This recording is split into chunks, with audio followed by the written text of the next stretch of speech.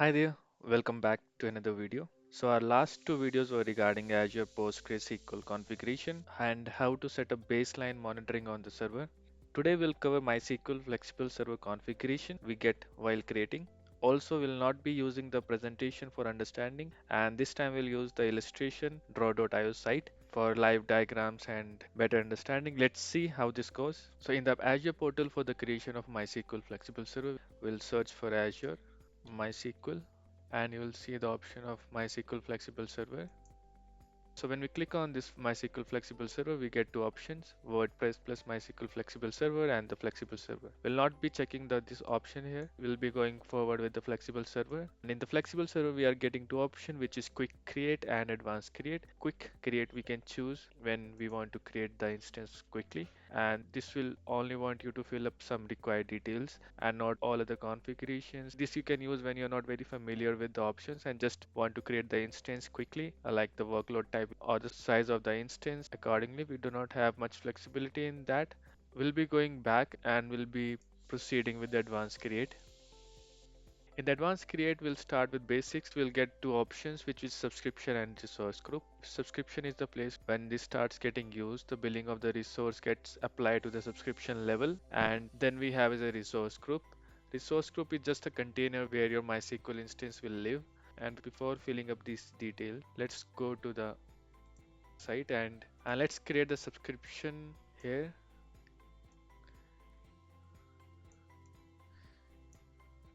So let's say this is your subscription. And in a subscription, we have multiple resource group, which is just a container where your resources live. Like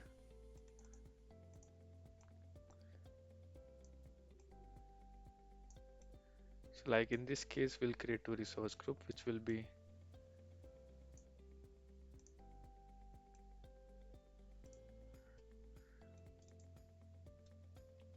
this time I'll be going very basics so that if anyone is new in Azure can understand these things better. We'll select our subscription here, which is Cloud Demos,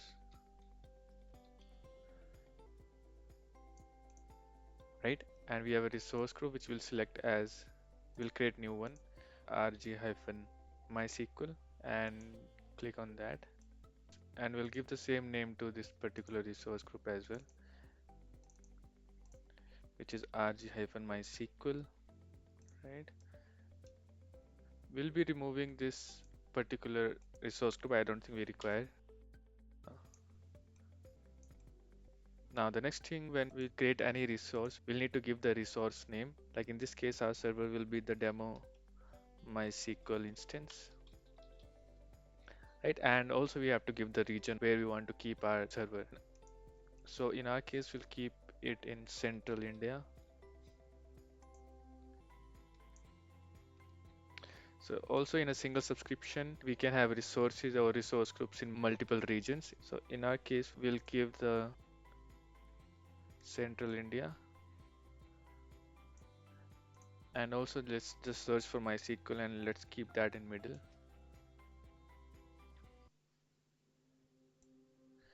So let's keep this resource in the middle, and the name which we have given is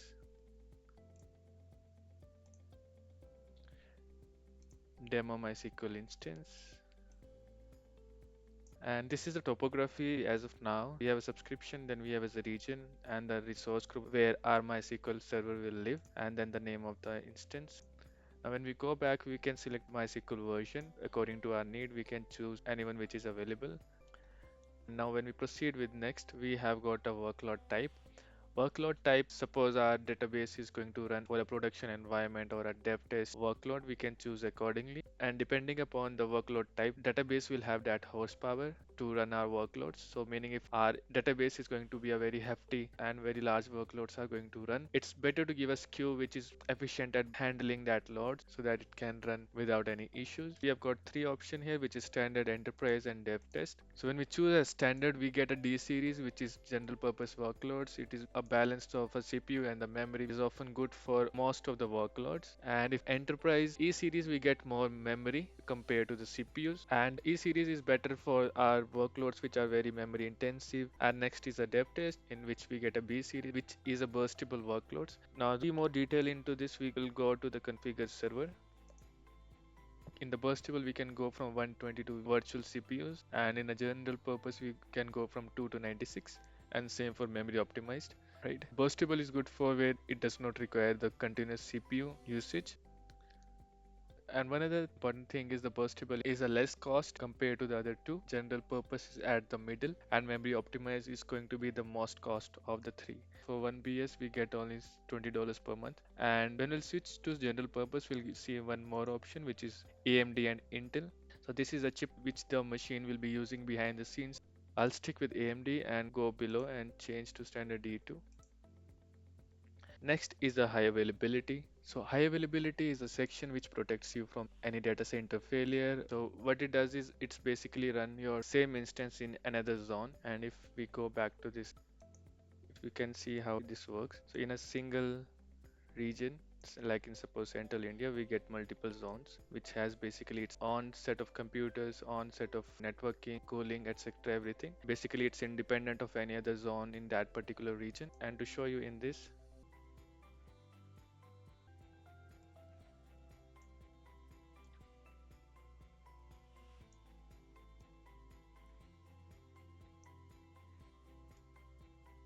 now to show you in this, in a single region, we have got multiple zones, and maximum we have 3 zones, right? And each zone has its own set of power, networking, cooling, etc. So it can work independently on in that region. So like we have our instance in zone 1, and similarly there's a second zone as well, and then we have is a zone 3. Right, so in Azure these all 3 zones work independently of other and has a very large distance in each of them, so that in case of any failure in one zone does not affect on another zone, like in zone 2 and zone 3. Like if any outage happens on zone 1, like a natural calamity, any failure happens on zone 1 will not reach to zone 2 and zone 3, and this provides Azure high resiliency and data center wide outages. So in this case, when we choose this option, what we get is our instance will be running similarly on zone 2 and zone 3, and you'll be like our instance now has 3 instance, right? And that is so in case zone 1 goes down, Azure will automatically move our instance connection from the failed one to the new one, and also our cost will get increased whenever we'll choose this option because our instance is parallelly running on multiple zones. So when you see, if I enable this zone redundant, you can see that it's costing around 178, which is similar to the instance size of the compute. And now when we'll scroll down, we have storage size, how much storage we require for this instance. I'm fine with the 20 gigabytes. And we can also pre-provision IOPS or auto-scale IOPS according to our needs for the performance. I'll keep it as auto-scale. And we can also enable accelerated logs, which will increase your logs write performance on the server. When we'll enable this, we'll also get a cost of this. So there's additional cost of this as well. So if you need in your database accelerated logs option, you can enable that. I'll keep as default. And the storage auto grow option is like whenever our storage is filled up, like in my case 20 gigabytes get filled, our MySQL instance will automatically increase the size so that it can handle the data without any interruption. Going forward, we have is a backup, and backup we can go from 1 day to 35 days. Backup is what which protects us from any accidental deletion inside the database, or we want to go back in time in case of any corruption happens on a database, we can do it via backups. And often people get confused with high availability and backups. High availability is mainly designed in case of any outage or any failure happens on the data center, we can recover from there. But backups is more like if any accidental deletion or any corruption happens because of your very bad database writes, we can go back in time and recover from that particular point. And when we choose this option, we can go back to any point in time. Like suppose if you have choose for 6 days, we can go back yesterday and say that we want to recover from the last night backup from 10 p.m. And backup redundancy, we can also have zone redundant, meaning our backup will be copied to a different zone. So in case if zone 1 goes down, our backups have been copied to the zone 2 also, and our data can be recovered from there. And next we have is a geo redundancy. So up until now we saw in a single region how data center failure can happen and protect us from being affected. Now in case an entire region goes down, like suppose central India goes down, and Microsoft has declared an outage. How do we recover from there? And for that, what we have is a Microsoft paired region. Azure paired region is just that one region is connected to the other region which Microsoft has set up, and this region basically whatever geo-redundant data options we have selected, Microsoft replicates that data to the secondary region. And let's say for Central India, our region is South India.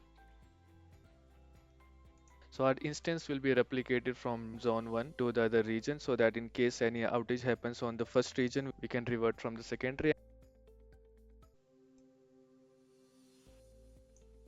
Now when we choose this option, recover from region outage or disaster, what will happen is our data is replicated to a secondary region asynchronously, and in case central India goes down, our data is still available at a different region which is South India, and we can recover from there. Now next we'll click on save and scroll down, and in authentication is basically how we can access the database after it's created, and Microsoft provides us two ways how we can log into our database, which is MySQL authentication and Microsoft Entra authentication. We can also enable both of them so that we can utilize both features. MySQL authentication is a native feature of MySQL.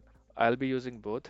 For Entra ID we have to enable the managed identity, so this is not available in this case. I'll create one first. Managed identities you can think as a user which will take a request on your behalf for the login. So I'll search for managed identity and click on create. I'll choose the same subscription and then select the existing ones, and I'll give the name MySQL MI managed identity, and region I'll choose Central India, and then next review and create. So this is created. Let's go back to the flexible server. We'll enable the intra authentication after this has been created because identity needs to be there before the creation. I'll stick with MySQL authentication. I'll give the name MySQL admin and then give the password, and next networking.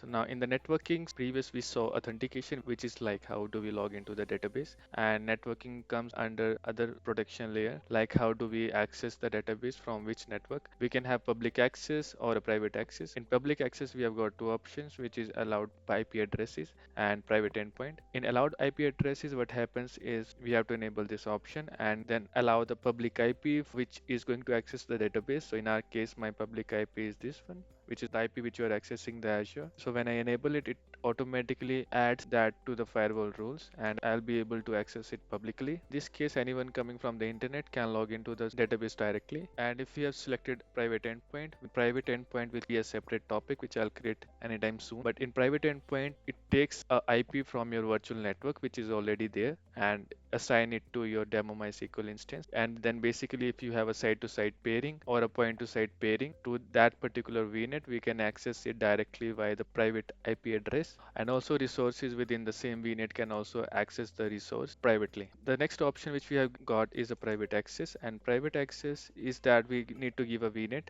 and also a dedicated subnet is required for the delegation, meaning we cannot keep any other resource in that particular subnet. It is directly allocated to the MySQL Flexible Server. So in this case, what happens is the MySQL server is directly attached inside your VNet, and any other resource from that VNet or any other VNet which is paired with this one can access that particular resource. So these are all options which we get while we create in the networking.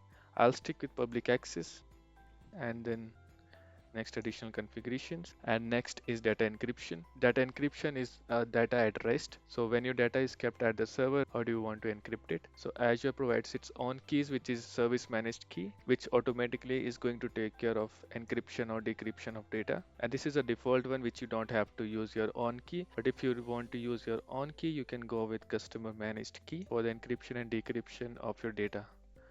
I'll stick with service managed key, and you can also select these ones with the paired regions. Whatever data that goes to the other region, we can keep it as a default, which is a service managed key managed by Azure, or use your own key for the encryption or decryption. Next, I'll go to tags, and we'll keep it as empty, and then go to next review and create, and then create. So let's wait while it's getting created, and then we'll also enable the Entra ID authentication with the managed identity. so that we can access the database with our own Azure credentials also. So our instance is deployed. Next we'll go to resource, and this is the interface we get. Now from compute and storage, we can see our SKU which we have opted, and we can change if required our backups configurations. And if you want to connect it, we'll go to connect. Before that, I'll show you high availability. You can see our instance says high availability status healthy, and primary availability zone is 1 and the standby is second. And we can do a first failover as well, right? And now let's go back to connect and connect to our MySQL database. Before connecting to the MySQL, we will enable EntraID as well. To enable that, we'll go to security. In the security, we have the option of authentication. And in here, we'll choose MySQL and Microsoft Entra Authentication. And let's choose the identity which we created. We'll go to select and select the one, add, and then just wait for a few seconds. And then after that, we'll add a user who all can log in via Entra ID. Now you can see we have the option to use the identity, and we'll add Microsoft Entra Administrator. In this case, I'll add myself in the user, select, and then save. This will take 3 to 5 minutes for the completion, and then we'll log in into the database. So now first we'll use the MySQL authentication only method, which is the native authentication. For that, we'll go to connect to see the commands.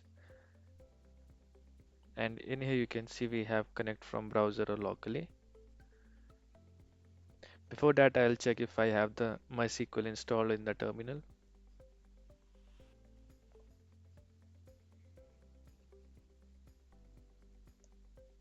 So this command is not installed, so I'll use Mac native command brew install MySQL.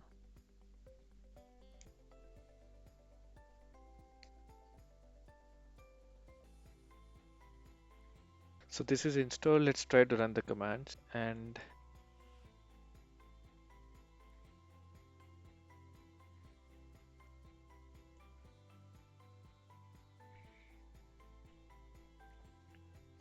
then you can see I'm logged in into the database with my username and password. And now to access via Microsoft Entra Authentication, there are few prerequisites we have to do before accessing it. Number one being we have to assign the identity, and I can use this identity to access it. Basically, it's going to talk to the Entra ID for the authentication, and also this identity needs access to this particular permissions. I'll show you how we can do that. And then we have to give one Microsoft Entra administrator. I've given my user as an administrator, and this user is an admin of the database and can basically log in and add multiple users who the admin wants to get access via their own Entra ID credential.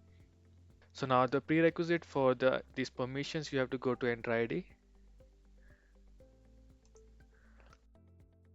and then go to roles and administrator, and then you have to go to this reader. You can just search for reader, directory readers, and then click on this assigned. In here you have to go to add assignments and add your managed identity as a user here.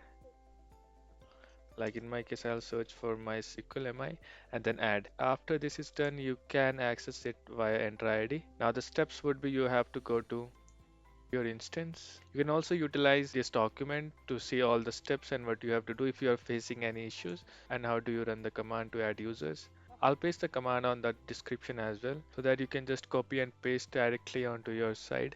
So this is terminal, and I'll copy my command which we can use to access the database. So you can see here we have the MySQL utility, and we are giving it a host name which is a demo instance, and then your user which is going to access the database, and then rest of the details. So you can just copy it into your side exactly as it is.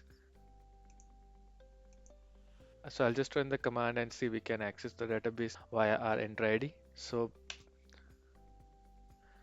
you can see we are inside MySQL. So this is how we create the MySQL database. We explored various configurations we get while creation, and also utilize both authentication methods, which is MySQL native and Microsoft Entra Authentication to access the database. So this was all for this session, and let's meet in the next one. And in the next one, we are going to see how can we set up monitoring on the MySQL instance. Thank you for watching, and please like and subscribe if you like this video. Thank you.